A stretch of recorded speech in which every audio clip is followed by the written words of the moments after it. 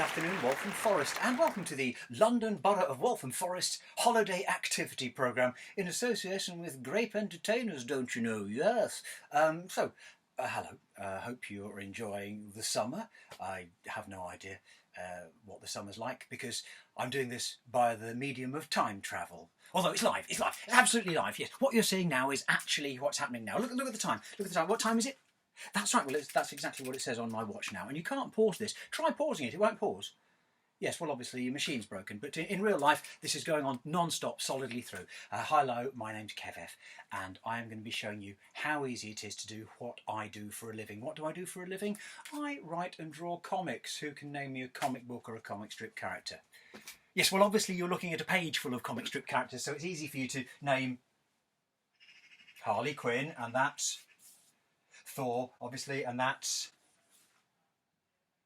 Oh, come on, you know Asterix the Gaul, surely. And that is Deadpool, yes. And I've worked on loads of these guys. Name me a character. Name me a comic book character, and let's see if it's one of the ones I've worked on. Okay, I haven't worked for DC Comics, and I haven't worked for Japanese manga because I'm not Japanese. However, I have worked for Marvel. When I was working for Marvel, I was working on this comic here, which I seem to have mislaid. That's the one. Doctor Strange. Are we familiar with Doctor Strange? That's right, he's in the movies, played by Benedict Cumberbatch. I've met him, he stole my socks. It's not an interesting story, the truth be told, but it did happen way back in the day. And just to prove it's me, that's what the Doctor Strange comic looks like when it's printed, and that is the original artwork. Obviously the original artwork was drawn that way up originally, but I tend to keep it this way up. I don't know, it's just a personal peccadillo of my own, but if you wish, you could see it the same way up as it was printed in the comic. There you go, that's the way it goes. And if you can draw as well as this, and I'm sure there's somebody out there who already can, then fantastic. Allow me to give you all the top tips you need to do this professionally. At the same time as working for Marvel on Doctor Strange, I was also working on Ghost Rider 2099, and as you can see, I was working on their edition of Star Trek. There's my Captain Kirk and there's my Mr. Spock. I've worked for Doctor Who Adventures. Do we have any Doctor Who fans here? Then you will not be in the slightest bit impressed by my Doctor Who artwork, but I'm going to show it to you anyway. There you go. There, that actually demonstrates how long ago it was that I was working on Doctor Who. There we have again another lot that. Well, I keep these upside down as well. It's just my thing, the upside down comics. And just to prove it's me, we do have me in there. There you go. A whole big double spread of Daleks, and somewhere concealed in the background would be my name. I'm not entirely sure where I've stuck my name now. But tell you what, get this copy of Doctor Who Adventures from 2011 or 2012 and search for my name hidden in the background. It's one of those things that I do, especially in the comic that I'm most famous for working on, which is this comic here. Beano. Anybody still read Beano? Who calls it the Beano and who calls it Beano? It's been called Beano for the last 4 years. For the preceding 80 years it was called the Beano, including the definite article. It doesn't make a lot of difference, it's still exactly the same thing. I write a lot of scripts for other people to draw, so in recent Beano annuals you'll have found my Nasher scripts and my Banana Man scripts and my Bash Street Kids scripts, but they didn't have my name on because I didn't write them. I wrote them rather, and I didn't draw them. These are some that I've written and drawn, and the top tip is if I've written and drawn it, you'll find my name hidden in the background. There's my name, Kev F, hidden in the background of that one. And also in this same annual, this is the 2008 annual, you'll find one of my favourite stories, which is Billy the Cat versus General Jumbo, and it was drawn by a brilliant artist called Nigel Dobbin, who's sadly no longer with us, and you can just about make out my name written on the chimney pot there, Kev F and Nigel Dobbin written on there. And it's very easy to do. Who's made a comic strip already? Fantastic. Then let me give you the top tips to make your comic strips even better. I have been working with other kids in Waltham Forest's holiday activity programme. I was working with the 6 to 9 year olds on another video, which if you've got any siblings you might be able to find it, I don't know. I won't mind if you look at their video, and I'll run through this very, very quickly. I got them to draw a circle on a piece of paper, and then I got them to draw another circle on a piece of paper, and then I got them to do a letter C, and I got a letter L, and a backwards letter C, and a vertical line, and a vertical line, and you see, that's how easy it is. I get some kids who pretend they can't draw. If you can do the letters of the alphabet, and you can do a letter C and an I and an I and an I and a C and a C and a C and an I, C, C, I. They're drawn Bart Simpson. and all we've done is a load of C's and I's. Where's his other hand? He's scratching his bum, don't ask. It really can be that simple. I mean, some people ask me simple things like, how do you draw a hand holding something? If you think of hands like bits of sausages, so you get some sausage fingers there, sausage fingers there, sausage fingers there, he could be holding absolutely anything. What's he holding? He's holding an ice cream cone. There you go. There's an ice cream cone held there. Like, oh dear, the ice cream's fallen out. But oh, there it is. It's down there on the ground. Down there on the ground is the ice cream from the. It's chocolate pistachio ice cream there. It's a bit hot, so the ice cream is melting. Obviously, there's the melting. Oh, it's attracting some wasps. There's some wasps there being attracted by the melting ice cream there. Absolutely anybody can draw absolutely anything, and then we take our ideas and put them into a comic strip, and that's what I'd like to do with you today. When I have the whole day to work with you, I would be producing a comic like these. These are comics I've done with classes and groups and schools all over the country, all over the world. This group called their comic I Got Locked in My Nan's Closet. This group called theirs My Pants Blew Off and I Don't Care. This group called theirs Crack. Incidentally, that was in Ireland. I don't know how ironic they were being, but anyway, that's the sort of thing that we could do today. And inside every single one of these comics, you'll find a comic strip done by every person in the group. This group did such devastating comic strips as I Am Becoming a Furby. There's a comic strip that someone did there. Someone did a comic strip called The Monstrous Killer. And somebody else did a comic strip called There's an Alien Under My Bed. You could come up with better titles for your comic strip, couldn't you? Well, let's see what we come up with today. On the back, there's a drawing of every single one of their faces. Very sadly, I can't see your faces, so I'm at a slight disadvantage when it comes to doing drawings of all of you. But I'm sure, given the opportunity, I could. We will see how we progress. So, is there anybody out there who thinks they can't draw? Let me give you a couple of top tips. Step one, don't be afraid of scribbling. A lot of people think you've got to get everything right with the first line that you draw. But look, let me show you how easy it would be to do a muscly superhero like the Incredible Hulk. All you need to do are Olympic rings. Look, if I just do an Olympic ring there, Olympic ring there, Olympic ring there, Olympic ring there, Olympic ring there, there you go, the Incredible Hulk. So what we're going to do is, sorry, doesn't that look like the Incredible Hulk to you? Wait a minute, how about if I do a ring there and a ring there? There you go, the Incredible Hulk. So what we're going to do, doesn't that look like the... Okay, wait a minute. How about if I do a ring there and a ring there and a ring there and a ring there? There you go, the Incredible Hulk. So what we're going to do now is, really? Tough crowd. Wait a minute. How about if I do a big rainbow behind there? There you go, the Incredible Hulk. So what we're going to do now is, really? I know what it is. You can't see it because it's not in pen. Now you see how those circles are all the same size as each other and they all kind of bump into each other? I'm going to take that one there and do a couple of arrows pointing towards the centre. Incredible Hulk? Okay, wait a minute. How about if I do a line there and a couple of lines there? Incredible Hulk?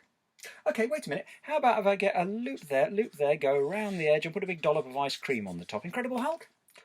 Okay, wait a minute. How about if I take those two circles there, the same size as his face, take those two circles there and turn those into his great big Incredible Hulk shoulders. And then I can take those two circles there and turn those into his great big Incredible Hulk upper arms. Then those two circles there turn into his Incredible Hulk chest. Bing, bing!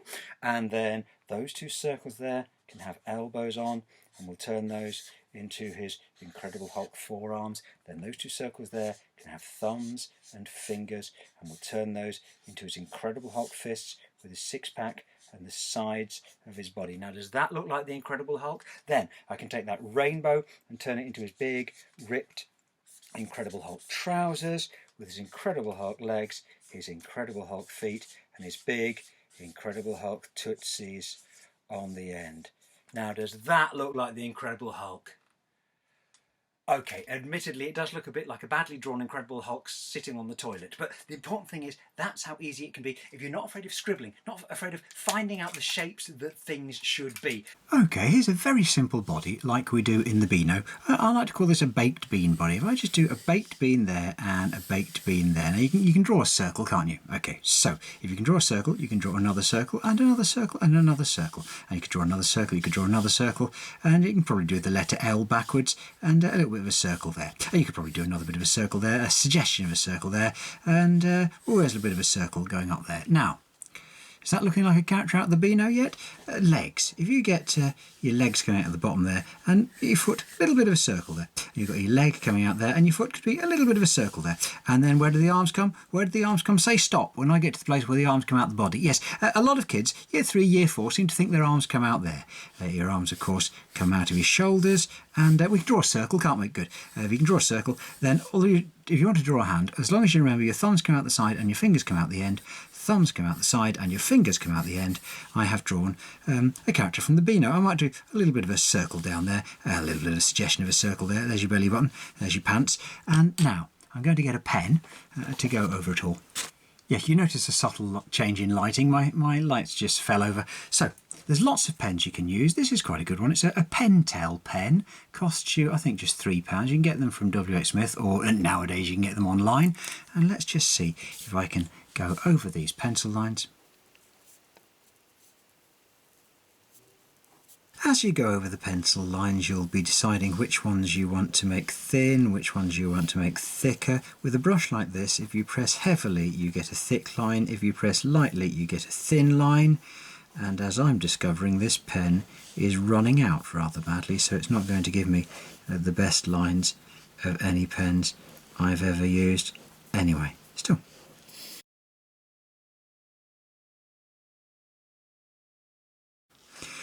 Didn't take very long to draw a very fat, nothing like Dennis the Menace generic character.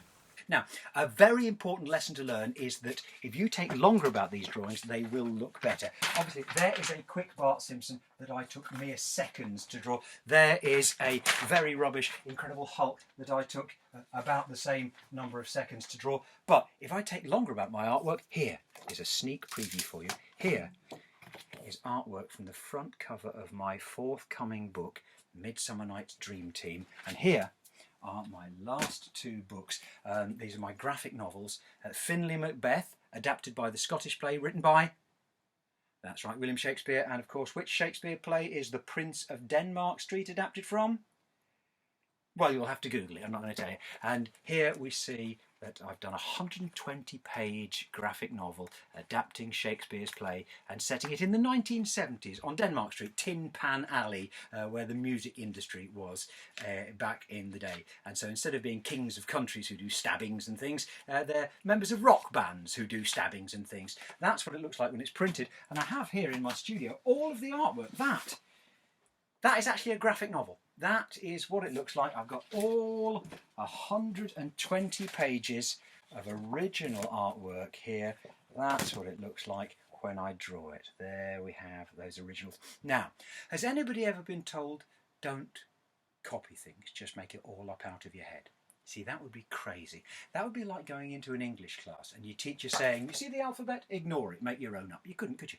You couldn't write words and sentences and books unless you'd first learnt what all the letters look like. And you can't draw anything out of your head until you've put it in your head in the first place. So when it comes to doing figures in realistic poses, like I've done in these comic strips here, I actually pose, sorry, my screen has just frozen. I actually sometimes, not for all pictures, like for these ones here, I didn't do any posing, but for these ones here, I posed in front of the camera myself, so I'd get a nice realistic pose, so it would help me with the 3-dimensionalism, it'd help me with the foreshortening, and that would enable my drawings to be all the more realistic. There you go, there's an exciting panel there with dead bodies all over the floor, and that involved me, I think in that one, I actually lay on the floor and modelled for the dead bodies. Here are some examples of me posing rather oddly. You'll find this on my camera phone. Why am I posing like that? Because I used it to do this drawing. Here's another drawing from my new graphic novel, Prince of Denmark Street, and here is the rather embarrassing pose that I did for it. Here's another picture from the book. Embarrassing pose. You see how this works. Quite often, in order to get a pose right, I'll just point the camera at myself, and then that helps me to do the drawing. Here's another top tip: never leave home without a naked man in your bag. Really useful to use an action man to help you with your drawings. I'll show you. If you want to make your figure drawings look realistic, what should we have? Should we have an action man flying through the air? Okay, hopefully you can see the flip chart page from where you are. So, let's get my action man floating through the air. So, using my action figure to help me, a lot of you will have drawn realistic figures out of your head, and then you find that the proportions aren't quite right. Foreshortening is one thing that can regularly go wrong with your drawings. And also forgetting parts of the body, like getting your bum bone in there and then seeing how the legs articulate, seeing the curve. Okay, is that looking like a flying figure? You probably can't see a single thing that I've done there again, so allow me once more to go over it in pen and we'll see how it comes out. I'm looking at the angle of the features, because when features are slightly angled they become distorted and they can be hard. There we go, is that looking like the action man's face? And then we get the shaping of the neck. Don't forget your clavicle. You get the shaping of the shoulder. Now, I'm having to make him look less like he's made out of chunky plastic that joins together in unnatural ways and return it to the figure. So having drawn bodies from real life is really the best way of knowing how a real body fits together. But drawing from photographs can be a good way of learning how to do this. And drawing from Action Man, and this, by the way, was £1.50 in a charity shop, if charity shops are open again, and I'm sure they are. So now I can see where the six-pack goes. Again, many of you will have tried drawing six-packs. If you can find photographs of real people and real bodies, it will help you to simply get it right. I should really have cheated the hand and turned it into a fist, which would have been more, yeah, it's okay. But you can see how it's helping to make the drawing three-dimensional. The other top tip is obviously take longer about your drawings than I'm taking over these. When I do my comic strip drawings for things like The Prince of Denmark Street and Finlay Macbeth, I average 3 pages a day. Some days I can do 4 pages in. I'm working on A4 pages that go down into an A5 comic. When I'm working on larger format, which would be an A3 page, which shrinks down to an A4 comic, I'll sometimes only do 1 page in a day. The reason for doing the number of pages a day you do is usually because how much you get paid for it. And since you get paid by the page, if, for example, I'm working for Marvel or working for DC Thompson, who published the Beano, then it is in my interest to do more pages. For my self-published graphic novels, I can take as long as I like about them because I won't get any money for them until you buy copies of them. Right, here we go. And actually, a very good top tip for something that you could do yourself is self-publishing. I have self-published my 2 graphic novels so far, and you can do it using Amazon Print on Demand. It doesn't cost you anything. You complete your book, make it into JPEG, make it into a PDF, email it off to Amazon, and then it goes on sale on Amazon, and you can buy a copy. My books are £5.99 each. They're quite thick. You could make thinner books, they'd cost less. And then if anybody buys one, you get the money. I think you have to be a grown-up with a bank account to do the whole shebang, but with their assistance you could actually become a self-publisher. You could be a publishing mogul before you leave school. I realise this is taking a long time. I might fast forward. And there we have a figure flying through it's not a very exciting figure, and he's not doing any particularly exciting flying. You see, that's the thing with comic strip drawing. A great picture can make a fine story even more interesting. Your starting point, of course, is finding yourself a... Oh, that's an exciting page. Your starting point is finding yourself a good story and telling it well, which is why I've begun by adapting existing stories, because it saves you an awful lot of bother. If you take Macbeth and Hamlet, a lot of your work is done. I then add my own twists and turns and changes to the dialogue, but a lot of my work has already been done for me. I've done many stories from scratch, but frequently, like in the Beano, I would do things like An American Werewolf in London. I turned that into Ittle-Witty Werewolf on Bash Street. I did quite a lot of homages and parodies. It's quite possible I don't have an original idea in my head. Here's another top tip for making your comic strips exciting. Master perspective. Perspective where everything is big when it's close up to you or small when it's further away. There are infinite YouTube tutorials which will show you how to do it. Let's just have this guy flying above some buildings, shall we?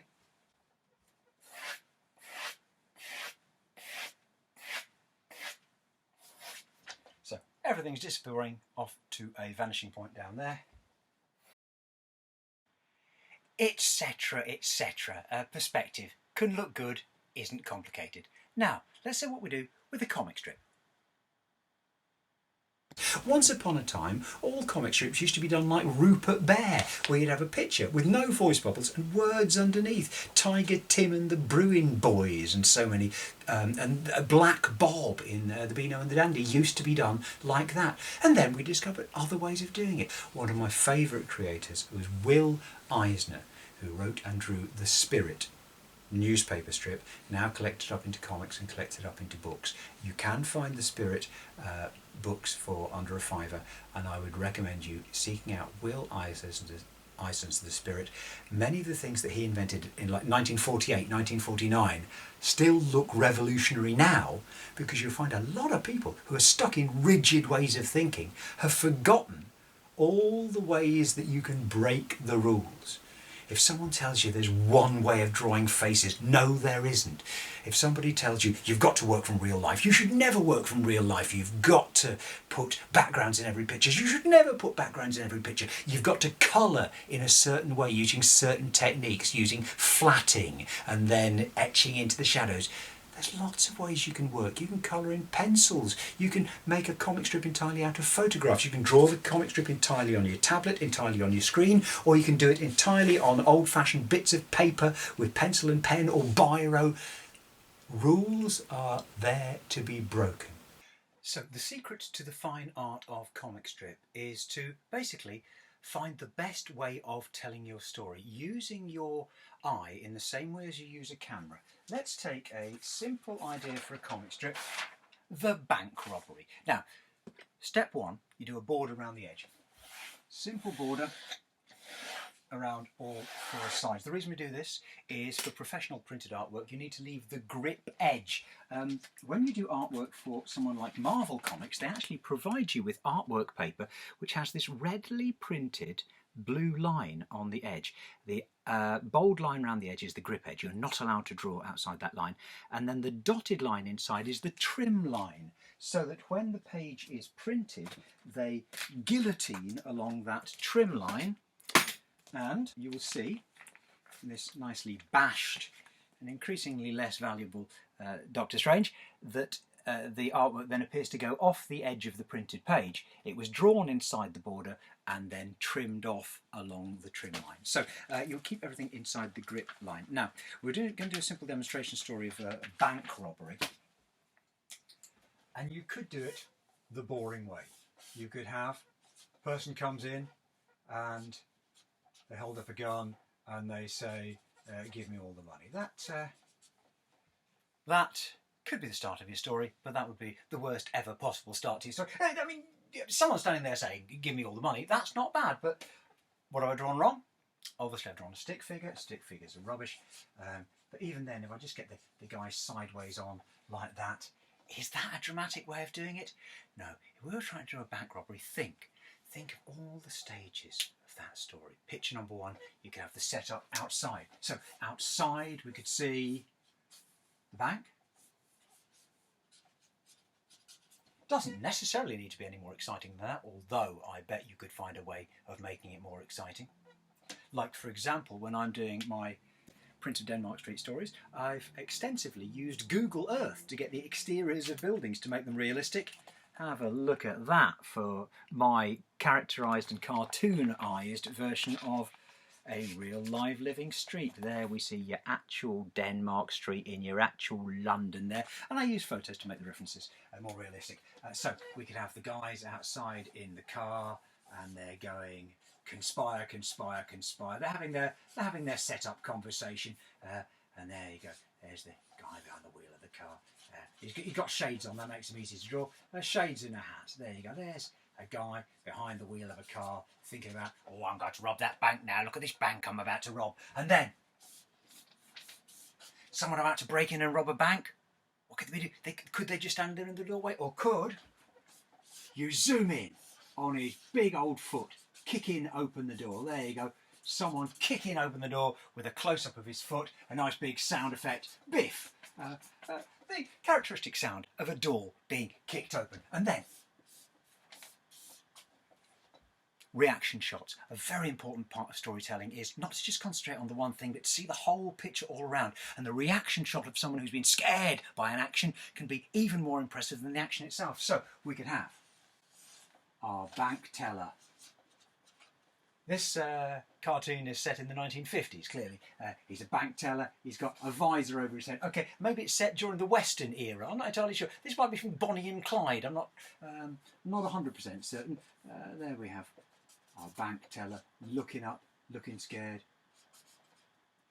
Yeah, got a moustache, we're definitely in the 1920s. There you go, looking up, looking scared. There's a bank teller, it's behind the bars of the bank in the way that people were once in a film I saw. I don't know, really, you'll find much more imaginative stories to tell and many more imaginative ways to tell them. The important thing is to be thinking all the time, what's the best way that I can do this? So we've got someone's outside the bank, they kicked open the door, then there's the bank teller there. No, we want to make it dramatic. So if I'm going to make it dramatic, I'm going to get a nice big picture. This is one thing you can do in a comic, and you can't do it in a film, you can't do it in a TV show. You can make one picture on your page bigger than all the rest. So use your page dynamically. If anybody is a reader of manga, you will be familiar with page designs which take advantage of what you can do in comics. Your pictures aren't all the same size. You get extreme close-ups on people's faces when they're showing dynamic emotions. We go from quite small pictures to incredibly big close-ups of faces. We get dramatic angles, we get obviously I'm not going to be able to find a single page here which has got anything dramatic about them, but you know what I'm saying. You use your page to the best storytelling advantage. So I've got my bad guy standing in the doorway of the bank. I can add a dramatic angle. We call that a Dutch angle. The reason we call it a Dutch angle is, I think, a mispronunciation of Deutsch, because it came from German expressionist cinema, when with movies like The Cabinet of Dr. Caligari and Mr. Mabuse, they would discover the impact you could get by tilting the camera on its side. In American film noir of the 1940s, they then did this a lot, and you get it an awful lot in comic strips. So there we have our man standing in the doorway there, and here we have someone in the bank being startled by the robber in the doorway. There, someone at the counter being startled, looking back over their shoulder as they're reaching up onto the counter with money. Money made of notes. You probably don't remember money made of notes, do you? There we go. And we've got your money or your life. We get a nice big voice bubble up there. Again, take longer about these things than I'm taking, and they will look more dramatic, but we could make it even more dramatic because we could have the emphasis coming from the light behind him. The light is streaming in through the door, so this is all black, and then we could get exaggerated perspective out of our light. We could get the shadows getting bigger as they come towards us. Our person is silhouetted there in the door. I could even emphasize that by having the shadows on the face of the person up close to me.